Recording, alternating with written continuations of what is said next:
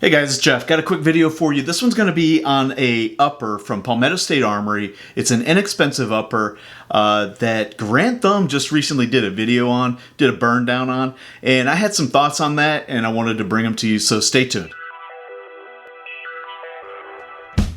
Alright guys, I'm back. So this one, like I said, this one's going to be on the Palmetto State Armory. It's I think the Garand Thumbs called it their Freedom Upper. I can't find that terminology when I look at their website. If I do, I'll annotate it in the video here. But anyway, just to bring it to you real quick, I've used this guy for a while now. Had some thoughts on that video that I saw him put out. Never really did a review on this upper, so I thought I would kind of tie both of those in together, a review and a response video. And I do have a plot twist at the end, so hopefully you'll stick with it and check that out. But before I get into the video and I get too far into this, if you like to support small creators, small channels, please give me a like, a subscribe. Check out the affiliate links in the description. That doesn't cost you anything, but it helps me a great deal. And with that, check me on my other socials. I've recently started up on Twitter, so I'm posting more and more stuff over there if you're interested, but I'm on all the big ones. So anyway, with that, let's get started. So what is this upper?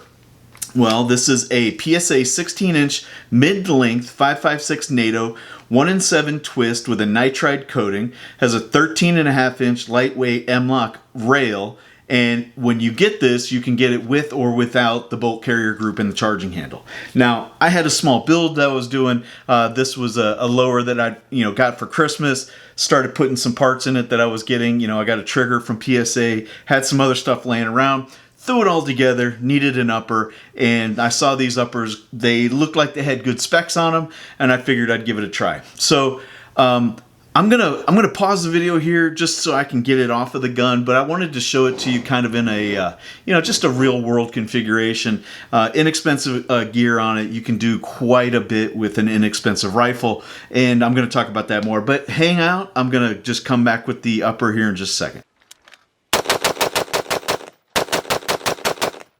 Alright guys, I'm back. So this is kind of what you get, obviously, without the the hand stop and the optic and the light. This is what you're getting from PSA. You're getting just a basic, complete barreled upper. Nice little hand guard here. Works really well. It's got M-LOK all the way around. It does have this kind of flattened out area, so you're not going to be able to put anything there if you're using IR eliminators or anything like that. It's got to go all the way out to the end. M-LOK or the pick rails only extend a little bit past the upper receiver. So if you want to put something up here, obviously you've only got a couple of slots there to use. And then it does feel pretty good, when you're forward gripping on it. It's not having those pick rails there. I can take them or leave them. I don't use an IR illuminator, so it's not really a big deal for me. The barrel finish on this guy is a nitrided coating, so it's not chrome lined, but nitriding is a good, durable coating to use on any barrel. The muzzle thread is 1/2x28, standard, chambered in 5.56 NATO, standard. It's got a twist rate of 1-in-7, again, standard. Barrel extension is an M4, again, standard. So this is a very standard upper receiver that you're going to get for most uses in your gun. The gas block is low profile, but it's a mid-length, so you can see down inside there. There's your gas block, and there are your, if you can see that, there are the set screws in there. So you can see them down in there, just double checking for myself. So you can see them down in there. So it's a bottom mounted set screw. It's not pinned. So it is set in with set screws. The receiver material, obviously 7075 T6, again a standard material.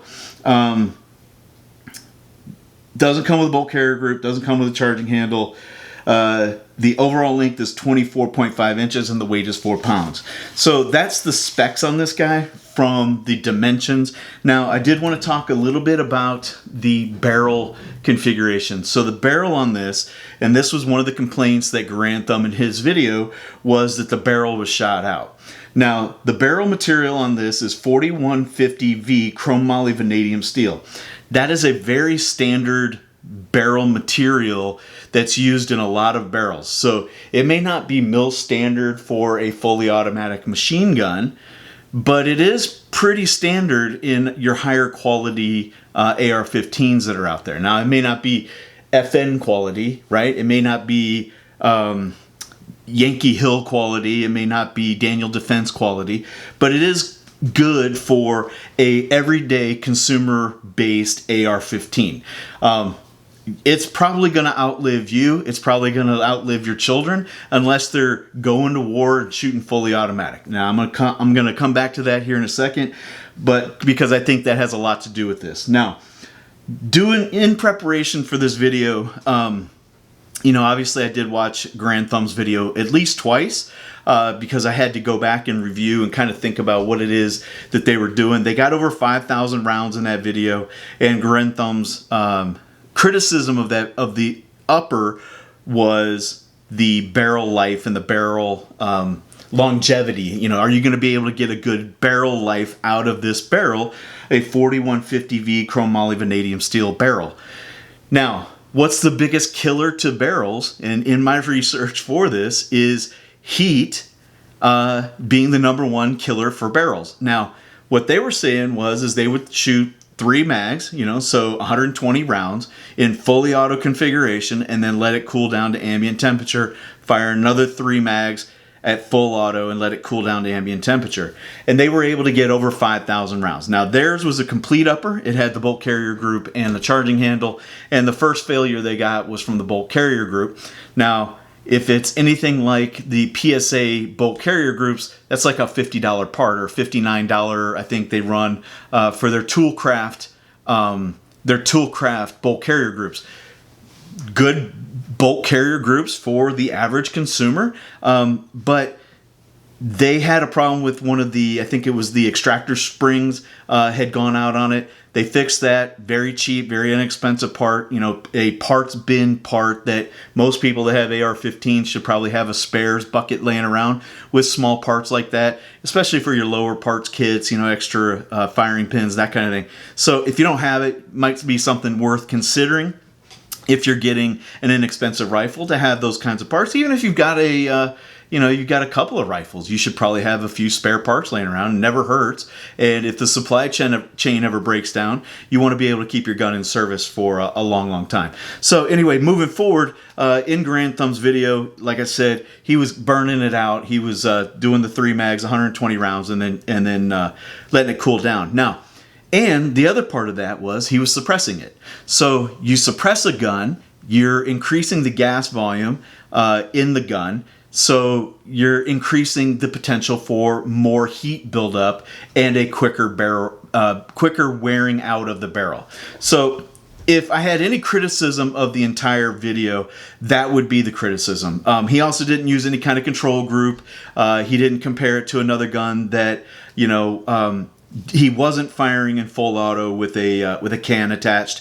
So his was very anecdotal evidence, not done in a scientific way. Not that that's a criticism. He does, you know, he's really good with his production quality and bringing an entertaining product to you guys. So anyway, I just wanted to put together a quick little video on that and bring to you one of the problems that I have. Now, and he mentioned this in his video, you know, you shoot the barrel out of this guy, you put your 5,000 plus rounds running it fully auto, you can always do what? You can always send it back into PSA. PSA has a lifetime warranty on these guys. So if you shoot the barrel out and you start getting your patterns opening up like they did in the video that Garand Thumb put out, which was, you know, Minute of Man at, I think it was 100 yards, unacceptable for most rifles. You know, you've got to be responsible for every round that you're putting down range.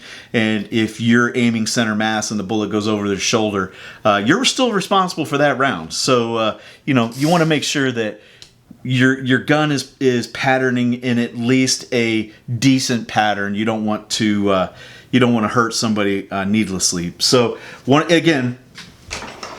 one of the complaints in that video was one of the benefits of that video was they called out that, you know, Palmetto State Armory has a lifetime warranty. So if you have a problem and you need to send it back into the manufacturer, they will replace it free of charge. So, plot twist in this video, you'll see here I put the bolt carrier and the charging handle back into it, and I did that because I wanted to show you a problem that I'm having. So as much as I like this upper, as much as I think this is a perfectly good upper for the average consumer, and you're going to be, you're never going to be able to wear this out, with your range trips and maybe even an occasional class. You shooting semi-auto, maybe even suppressed semi-auto. The average guy doesn't have the ability to shoot fully auto, so you're not going to get the same temperatures. In my opinion, you're not going to get the same temperatures that Garand Thumb was getting with his fully automatic burn down of this upper. But anyway, he did call out that if you burn it out, you can get it replaced, and that is exactly what I've got here. So I have a warranty problem with this gun. Now you can see here, the dust cover does not close. It will not stay closed. I didn't have that problem when I first got it. It did kind of show up over time.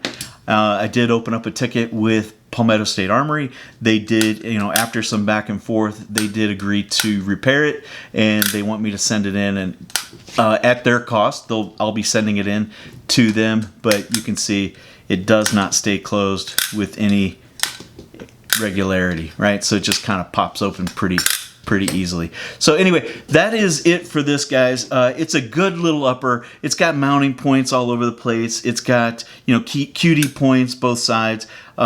It's a perfectly fine little upper if you're trying to build a second, maybe a third AR-15 that you might want to give to your neighbor, maybe give it to your kid, let him learn how to function with it. It's going to be fine for a class or two. It's going to be fine for the occasional competition.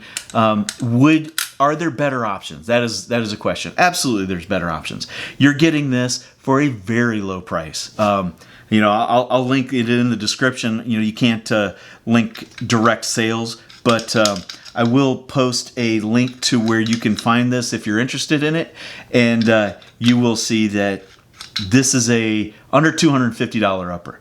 Now, under $250 upper, guys, come on. I mean, you're getting a thick barrel there. You look down inside there, it's a good sized barrel. You're not going to wear this barrel out. I know Garand Thumb wore out the barrel on the one he had, so it was patterning terribly, but I don't think you and I are going to have that problem. So anyway, that's it for this gun, guys. This upper receiver, this review. I did want to bring it to you, just kind of talk about it real quick. Little response video to Garand Thumb. I think this is a super high value. I think you're going to get a lot of life out of this. Again, my opinion, your mileage may vary, and if you think I got anything wrong and you want me to correct it, or you want to tell me I'm an idiot, please go ahead and throw those in the comments section. Love having a dialogue with you guys. Again, check me out on all the socials. If there's anything you want me to look at in the future, anything you want me to go back and touch base with, I do correspond with everybody that follows me. So with that, guys, stay safe, stay active, stay vigilant, and stay in the fight, because the fight for your rights never ends. Until next time, see you guys.